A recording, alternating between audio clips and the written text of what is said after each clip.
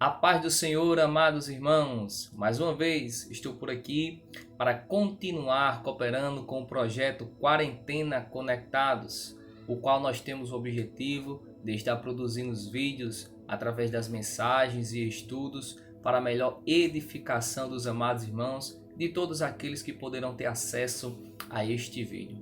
Conforme os irmãos já analisaram, eu estou falando sobre a temática da escatologia, que significa o estudo das últimas coisas. Nos vídeos anteriores eu falei sobre o arrebatamento, como também os sinais do arrebatamento. Neste vídeo de hoje eu vou estar falando sobre o tribunal de Cristo. Então vamos lá aprender mais um pouquinho sobre esse assunto escatológico maravilhoso da parte de Deus para as nossas vidas. Logo após o arrebatamento da igreja, vai ocorrer vários eventos, tanto no céu como na terra. Um dos eventos que vai ocorrer logo após o arrebatamento é justamente o tribunal de Cristo.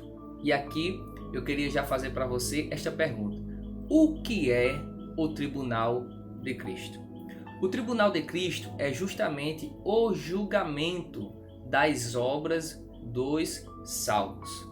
E aqui é muito interessante a gente prestar atenção para que a gente possa fazer a distinção dos julgamentos. Muitas pessoas às vezes confundem o julgamento final, o julgamento das nações, com o tribunal de Cristo. O tribunal de Cristo é o julgamento das obras dos salvos. E também haverá o julgamento das nações, como também haverá o juízo final. Mas existe uma diferença de espaço e como também de tempo. Mas o julgamento das obras dos salvos, este sim é o tribunal de Cristo, que vai ocorrer logo após o arrebatamento da igreja.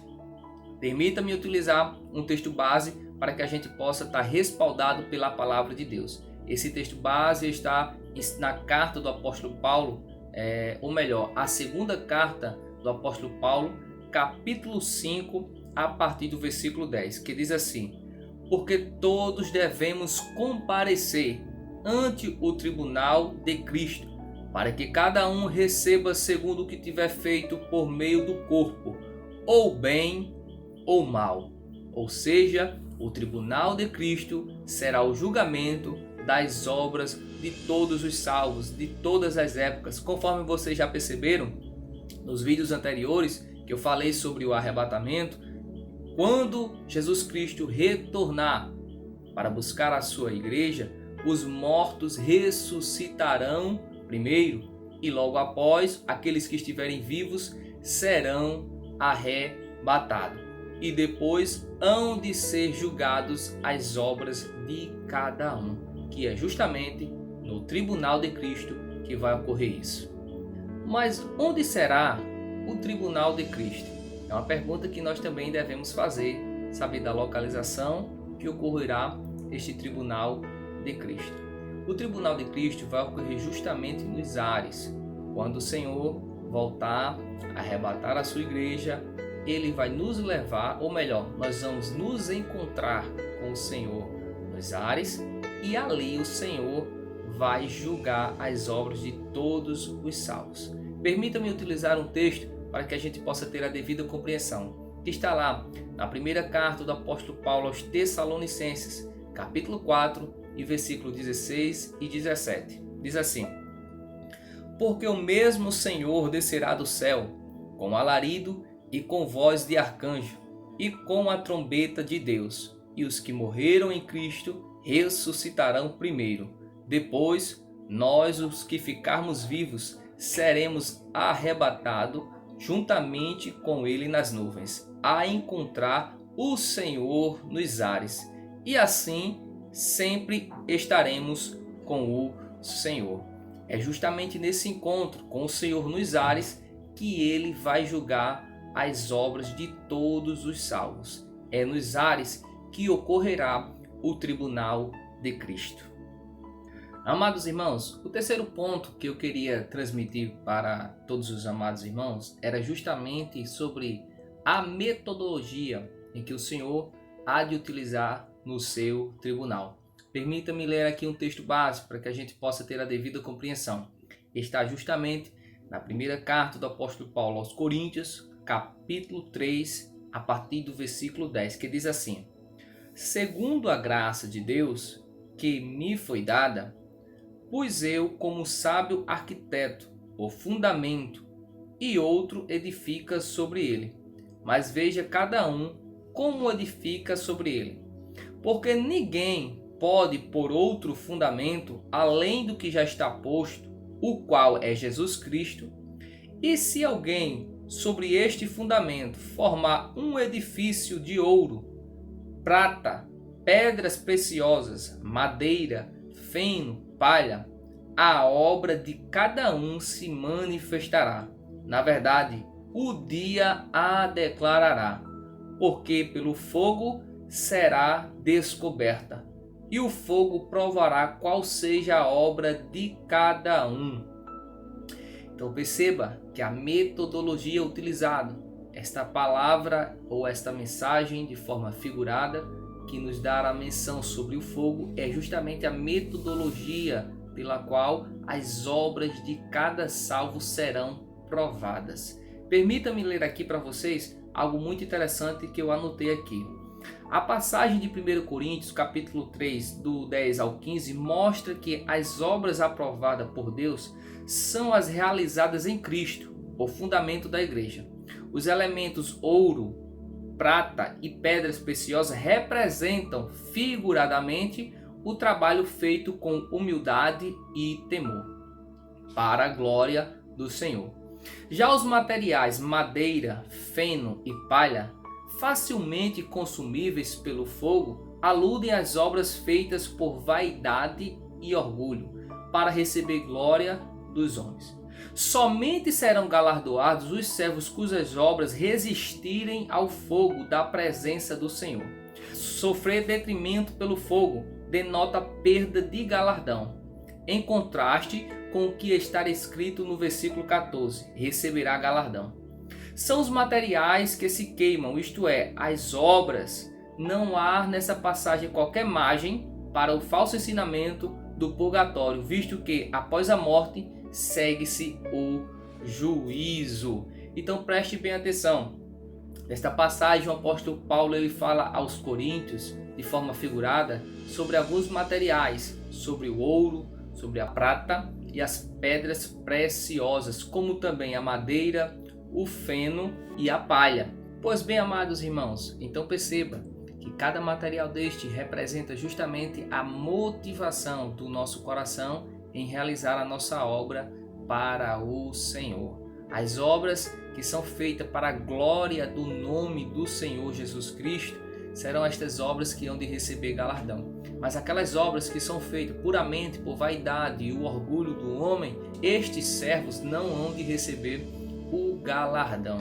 Então aqui a gente pode compreender justamente qual é a metodologia pela qual esta passagem ela nos mostra de forma simbólica, em que as nossas obras ela têm um valor e que hão de ser provadas, e que justamente esta passagem figurada mostra como que o fogo, que até mesmo lá em Apocalipse ele fala, de forma simbólica sobre Jesus com os olhos como chama de fogo, que representa justamente a sua onisciência, ou seja, ele sabe de todas as coisas, ele conhece o nosso coração.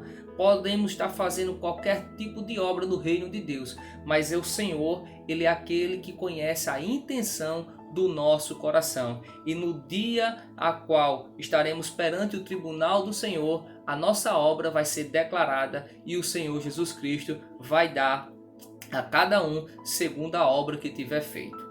Mais um ponto que eu queria pontuar com vocês era justamente sobre o galardão e a sua natureza. Nós percebemos que o tribunal de Cristo é justamente para que os salvos possam receber o que é feito, por intermédio das suas obras, e conforme a gente já analisou, a metodologia vai ser provada cada obra em que nós, como servos do Senhor no seu reino, estamos realizando. Então, o que é que cada servo do Senhor há de receber da parte de Deus por intermédio da sua obra? É justamente os galardões. Eu queria utilizar um texto base para que a gente possa ter a devida compreensão. Conforme está escrito em Apocalipse, capítulo 22, versículo 12, que diz assim: Eis que cedo venho, e o meu galardão está comigo, para dar a cada um segundo a sua obra. Então perceba, Jesus Cristo ele tem um galardão para conceder aos seus servos que buscaram realizar a obra de Deus para a glória do santo nome do Senhor. Amados irmãos, quando a palavra do Senhor ela nos fala sobre galardão, ela também nos dá uma outra referência, que é justamente o que? Coroa.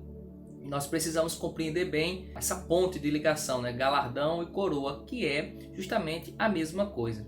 E eu queria até detalhar um pouco mais sobre as coroas que eu pude perceber, e aqui quero trazer como referência para os amados irmãos, pela qual o Novo Testamento nos vai falar sobre 5 coroas.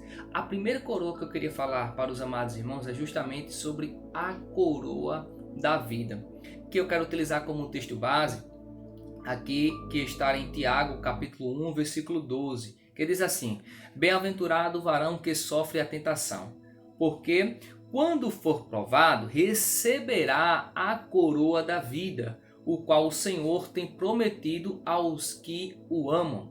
Deixa-me também utilizar uma outra referência, Apocalipse, capítulo 2, versículo 10. Nada temas das coisas que hás de padecer. Eis que o diabo lançará algum de vós na prisão, para que sejais tentado. E tereis uma tribulação de 10 dias. Sê fiel até a morte e dar-te-ei a coroa da vida. A coroa da vida será justamente a coroa que Jesus Cristo há de dar aos seus servos que suportaram as mais diversas provações por amor a Jesus Cristo, por amor ao Evangelho. Por isso vale a pena, amados irmãos, nós suportarmos as provações, as tentações que sobrevêm sobre as nossas vidas, porque naquele dia do tribunal de Cristo nós seremos recompensados e receberemos a coroa da vida. Glória a Deus! A segunda coroa que eu queria falar para vocês era justamente a coroa incorruptível, que eu quero utilizar um texto base aqui, que está justamente em 1 Coríntios, capítulo 9, versículo 25. Olha só o que Paulo está falando aos irmãos de Corinto. E todo aquele que luta de tudo se abstém. Eles o fazem para alcançar uma coroa corruptível. Nós, porém, uma incorruptível. Paulo traz aqui a referência dos jogos existenciais daquela época, em que os competidores, tanto se sacrificavam para receber uma coroa corruptível. Todavia, Paulo chama os irmãos para sacrificassem o seu próprio corpo, como por ocasião, se abster daquilo que não é agradável a Deus, para que eles possam receber uma coroa incorruptível. Esta sim é uma promessa da parte do nosso Senhor e Salvador Jesus Cristo também, para que o seu povo possa receber uma coroa incorruptível. Eu também anotei aqui justamente isso, olha só. Será dada para os fiéis que lutaram contra a sua própria natureza corrompida e contra o sistema deste mundo. Então, da parte do Senhor Jesus Cristo existe uma coroa incorruptível para todos aqueles que lutarem contra o seu próprio corpo, contra a sua própria natureza corrompida e contra o sistema deste mundo miserável que está corrompido. A terceira coroa que eu queria pontuar aqui para os amados irmãos também é justamente a coroa da alegria. Olha, preste bem atenção, o texto que eu quero utilizar. 1 Tessalonicenses capítulo 2, versículo 19, que diz assim: Porque qual é a nossa esperança? Ou gozo, ou coroa de glória? Porventura, não sois vós também diante de nosso Senhor Jesus Cristo em sua vinda? Existe uma coroa de alegria, e essa coroa de alegria será dada aos fiéis que hão de pregar a palavra de Deus, ganhando vidas para o reino do Senhor. Por isso que vale a pena nós nos empenharmos na obra de missão, ganhar vidas para o reino do Senhor, porque naquele dia o Senhor dará a coroa da alegria para todos aqueles que buscaram fazer a sua obra e buscaram ganhar almas para o reino do Senhor. Continue pregando o Evangelho de Jesus Cristo, porque tem uma coroa da alegria reservada para você. A quarta coroa que eu queria falar era justamente a coroa da justiça. Permita-me também, mais uma vez, utilizar um texto básico. 2 Timóteo, capítulo 4, versículo 8. Desde agora, a coroa da justiça me está guardada, a qual o Senhor, o justo juiz, me dará naquele dia, Ô glória, que dia é este? É o tribunal de Cristo. E não somente a mim, mas também a todos os que amarem a sua vinda.